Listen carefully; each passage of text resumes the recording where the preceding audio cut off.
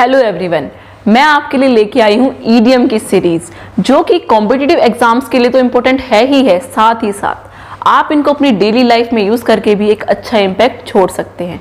तो आइए स्टार्ट करते हैं एफ वाली सीरीज के साथ। तो हमारा फर्स्ट ईडीएम है एफ में फेबियन पॉलिसी। तो इसके पीछे एक स्टोरी है।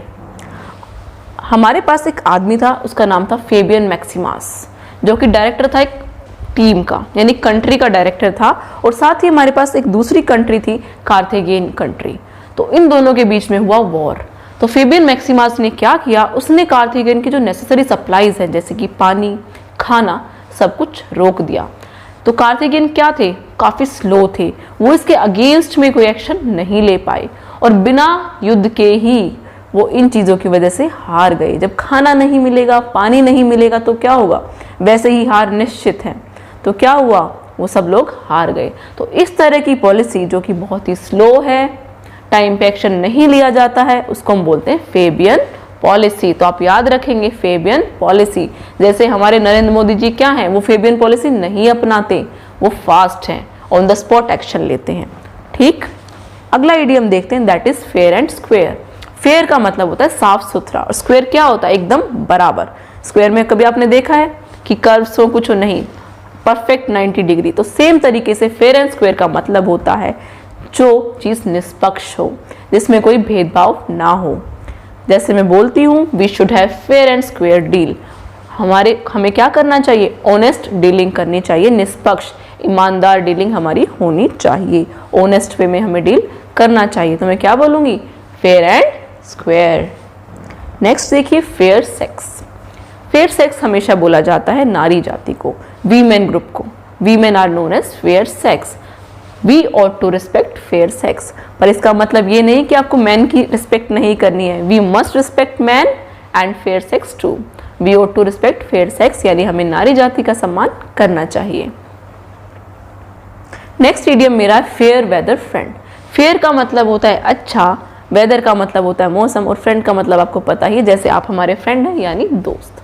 फेयर वेदर का मतलब अच्छे मौसम का फ्रेंड। फेयर वेदर फ्रेंड ऐसा दोस्त जो अच्छे मौसम में तो आपके साथ है, लेकिन जैसे ही मौसम खराब हुआ, यानी आपकी कंडीशंस खराब हुई, वो क्या करेगा, भाग जाएगा।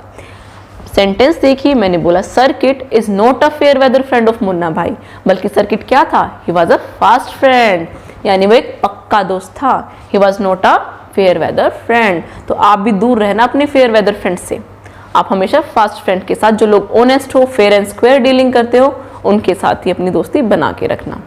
जैसे कि रशिया हमारा फेयर वेदर फ्रेंड नहीं है, Russia is not a fair weather friend.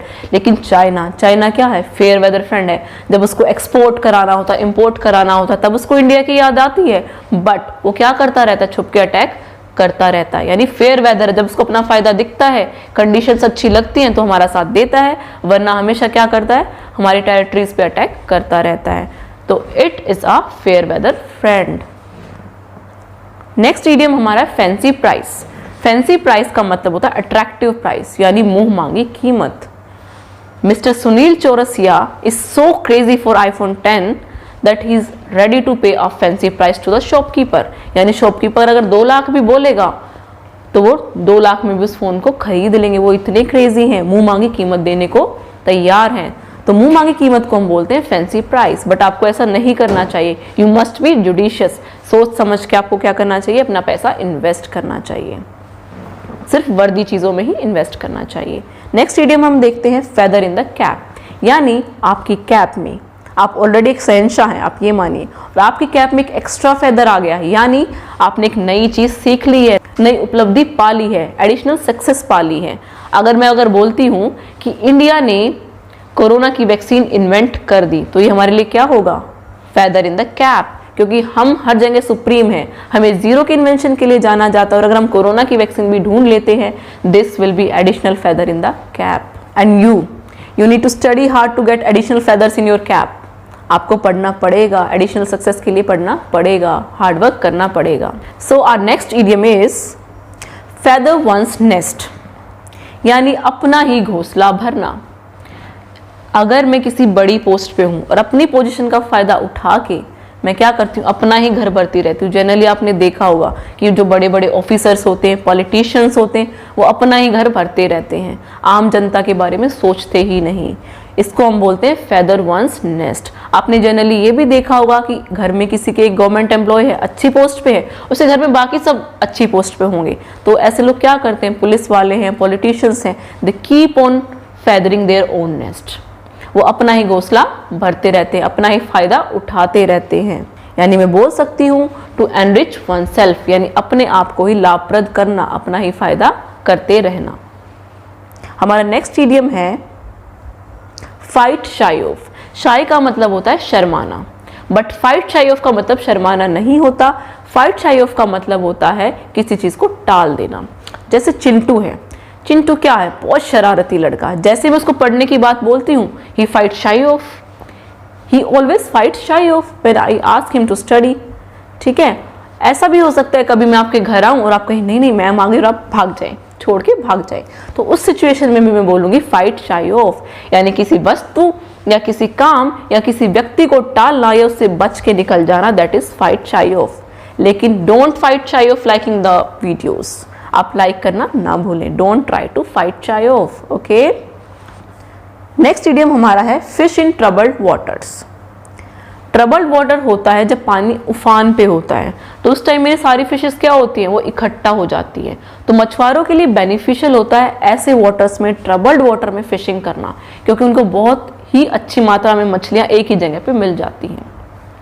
तो हमारी कॉमन जिंदगी में भी, हमारी डेली लाइफ में भी हमें ऐसे लोग मिलते हैं जो कि हम अगर मुसीबत के टाइम होते हैं तो क्या करते हैं, हमारा फायदा उठाते हैं। फिश इन ट्रबल्ड वाटर का मीनिंग भी यही होता है कि किसी की मजबूरी का फायदा उठाना। जैसे भी आप देख रहे होंगे चाइना क्या कर रहा है, हम पहले ही कोरोना से पीड़ित हैं, परेशान है, डील कर रहे हैं इस महामारी के साथ, और China is trying to attack us, China is trying to attack Indian territories. तो क्या ट्राई कर रहा है, फिश इन ट्रबल्ड वाटर। वो हमेशा से ऐसा ही करता आया है, it's a red dragon, always try to fish in troubled water, but that is not a good thing.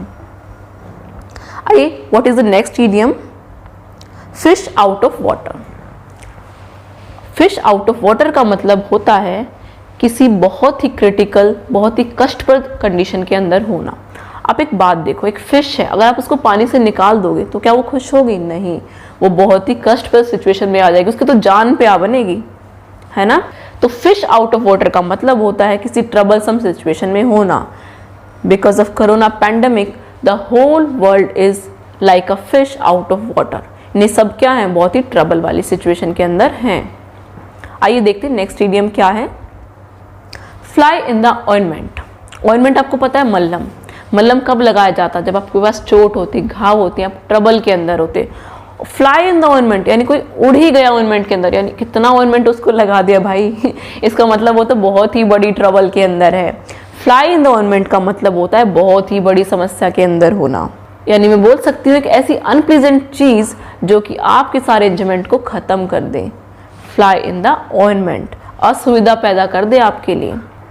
जैसे भी लॉकडाउन क्या है, lockdown is making us fly in the ointment, it is hurting the economy of India.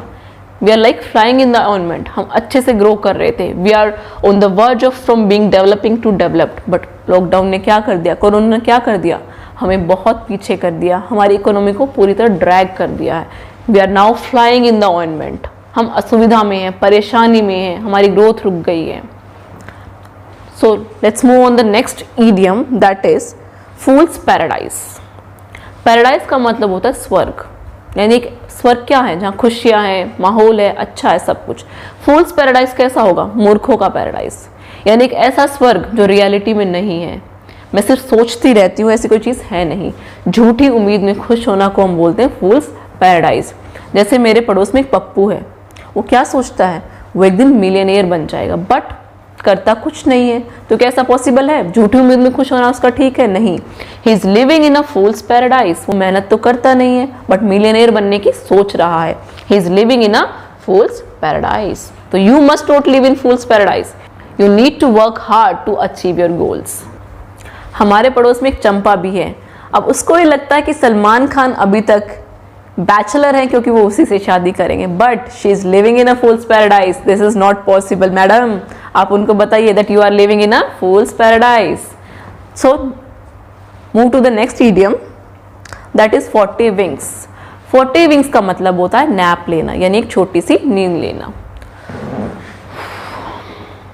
Oh, I just took a 40 wings, यानी मैंने अभी क्या लिया, एक छोटी सी नैप ली, हल्की सी नींद ली। 40 विंग्स का मतलब होता है छोटी सी नींद लेना, नैप लेना, कुछ समय के लिए झपकी लेना।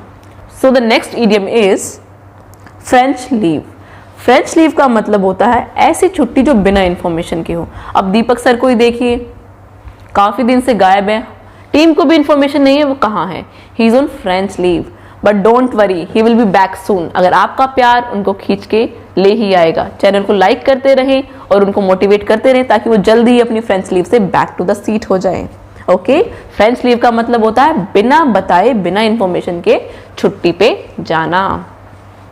That is a leave without information और permission is known as French leave. So let's move on to the next idiom, that is fringe benefits. Benefit का मतलब होता है फायदा और फ्रिंज का मतलब होता है एडिशनल, यानी मुझे सैलरी तो मिल रही है, साथ में मुझे अगर एडिशनल बेनिफिट भी दे दिया जाए तो मजा ही आ जाएगा। Everyone wants fringe benefits. जैसे आप गवर्नमेंट एम्प्लॉयज को देखिए, उनको सैलरी तो मिलती है, साथ में सरकार उनको बोल दे कि भाई टैक्स भी मत देना, तुम टैक्स भी अपने पास रखो। So that will be like fringe benefits for them, additional benefit मिल जाएगा। या फिर अगर उनको सरकार एक्स्ट्रा पैसा देना शुरू कर दे कि चलो भाई आप आधा घंटा एक्स्ट्रा काम करो, मैं आपको डबल सैलरी दे दूंगा, तो ये फ्रिंज बेनिफिट हो जाएगा। यानी सैलरी के अलावा जो आपको एक्स्ट्रा बेनिफिट मिल रहा है दैट इज फ्रिंज बेनिफिट्स। आपने बेचारे कॉल सेंटर में कुछ लोग, उनको भी देखा होगा, वो डे नाइट डबल शिफ्ट करते हैं, क्यों? To get the fringe benefits, क्योंकि सैलरी सफिशिएंट नहीं है, उनको एडिशनल बेनिफिट्स भी चाहिए कि अलाउंस मिल जाएगा, चलो इंसेंटिव मिल जाएगा, किसी को अपनी बाइक लेनी है, किसी को फोन लेना है, तो they all want fringe benefits. Next idiom is from hand to mouth. From hand to mouth का मतलब होता है कि आपके पास सिर्फ इतना ही है कि आप अपने बेयर एसेंशियल्स को पूरा कर लें, यानी सिर्फ इतना कि आप अपनी ही पूर्ति कर पा रहे हैं। From hand to mouth, from hand to mouth यानी सिर्फ लिमिटेड, आप अपनी ही जरूरतें पूरा कर सकते हैं। अब मेरे पास कल मेरा पड़ोसी आया, मुझे बोला मैम मुझे पैसे चाहिए, भाई मैंने कहा no no no I can't give, I have just hand to mouth, मेरे पास सिर्फ इतना है कि मैं अपनी नीड्स पूरा कर लूं। अब लॉकडाउन में सैलरी नहीं आ रही है, ना कुछ एडिशनल वर्क है, तो भाई मैं कैसे दे सकती, no no I can't give, I have just hand to mouth, यानी मेरे पास सिर्फ इतना है कि मैं अपनी नीड्स से पूरा कर पा रही हूँ। सो यहाँ तक हमने अभी अपनी एफ की सीरीज पूरी कर ली है। अगर आपको कोई डाउट है तो आप हमें कमेंट कर सकते हैं। अगर वीडियोस पसंद आ रही हैं तो चैनल को लाइक करें, शेयर करें और सब्सक्राइब करें। Bye bye.